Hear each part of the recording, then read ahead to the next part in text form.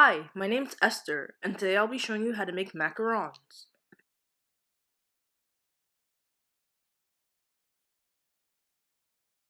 First, we're going to start off with our ingredients.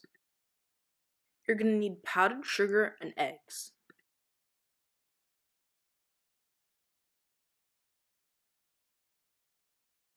You're going to need almond flour, granulated sugar, and salt. Lastly, you're going to need any flavors or fillings you want.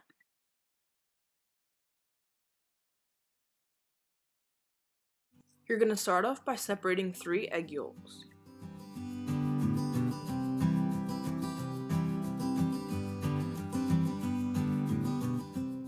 Once you're done, you can put the yolks aside. Next, add 1 3/4 cup powdered sugar with 1 cup of finely ground almond flour and a teaspoon of salt, and mix it in a food processor. Sometimes it's helpful to sift the almond flour beforehand.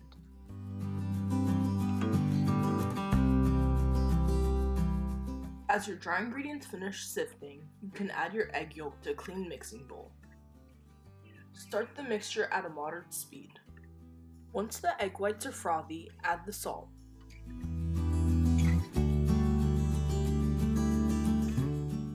Once the bubbles get tighter, you can add the granulated sugar.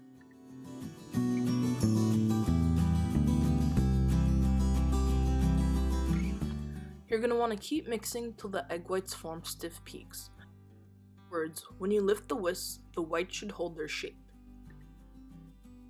Another way to test if you're done is to hold the bowl upside down and nothing should fall out. Moving on, you're going to add about 1/3 of the almond flour and mix very slowly until just combined. You're going to end up repeating this twice with the rest of the flour.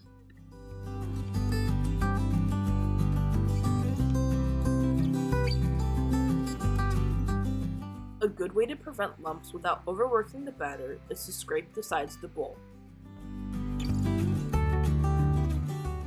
Once your batter has ribbon-like consistency, you can then scoop it into a piping bag or Ziploc bag. Type out the batter in about 1.5 inch circles. If you use the link in our description, you can download a free macaron template. After preheating your oven, let your macarons sit until they form a skin and are dry to the touch. Cook times may vary, so it's a good idea to check on your macarons after 15 minutes, every 2 minutes till they don't stick to the parchment paper anymore.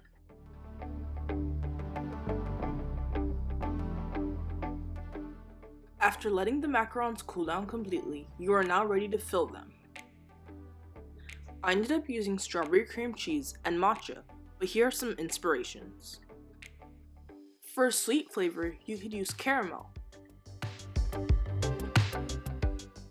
I ended up using matcha for a more tea flavor. For something more fruity, you could use jam. You could always make some buttercream frosting, which won't make your macarons soggy. A favorite for many could be a chocolate filling.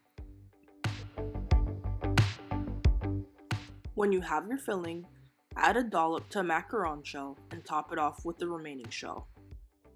While not necessary, leaving the macarons in the fridge for 24 hours has been said to give the macarons a better taste.